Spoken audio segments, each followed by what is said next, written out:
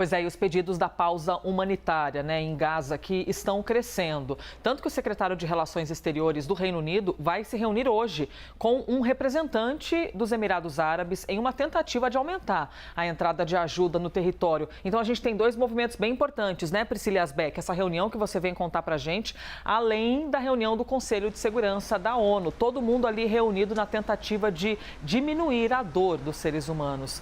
E Asbeck?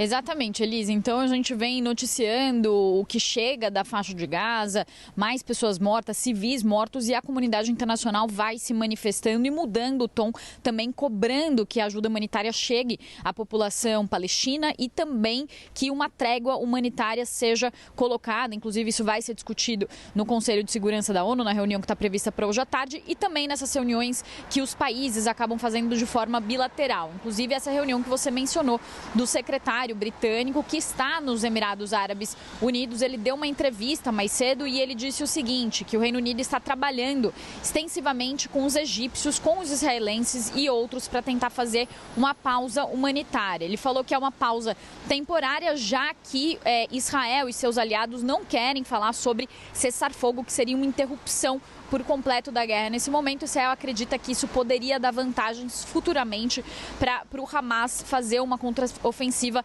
maior. Nessa entrevista, o secretário britânico James Cleverly disse que está marcada uma conversa, então, com o ministro das Relações Exteriores dos Emirados Árabes Unidos, e ele vai tentar falar, então, com ele e com outros líderes da região para tentar fazer essa ajuda chegar à faixa de Gaza. Ele disse que a ajuda do Reino Unido ao povo palestino está predominantemente presa no Egito. Também na França há uma situação parecida. O presidente francês Emmanuel Macron já disse que enviou mais de 6 aviões, na verdade, de ajuda para a faixa de Gaza, só que essa ajuda, uma boa parte dela também está presa no Egito, e eles pedem para que esses caminhões que entram com ajuda na faixa de Gaza, eles tenham uma liberação mais rápida. Então, esse é um pedido tanto de países europeus quanto da ONU, que diz que as inspeções israelenses estão dificultando a entrada dessa ajuda. São cerca de 100 caminhões que entraram até o momento, 117 caminhões que entraram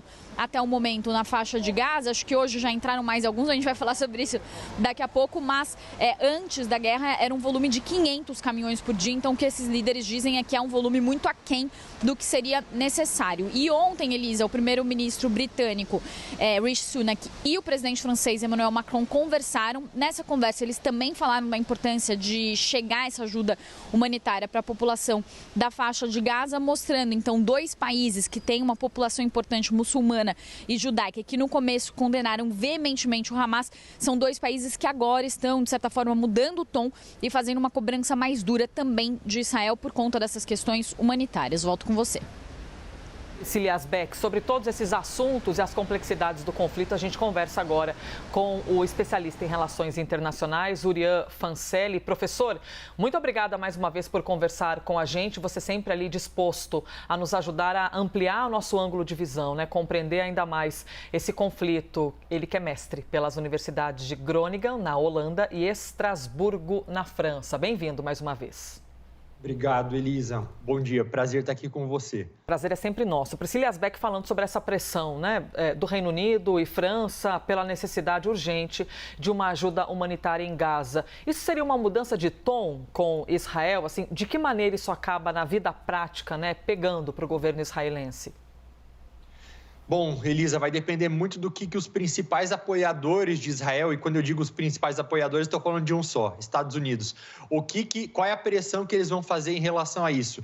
A gente já viu, até comentamos na CNN durante o fim de semana, que o Joe Biden, de maneira muito, muito discreta, deu aquele puxão de orelha em Israel por trás, dizendo que o país precisa tomar mais cuidado para não matar tantos civis, para fazer uma distinção maior de onde faz seus ataques na faixa de Gaza.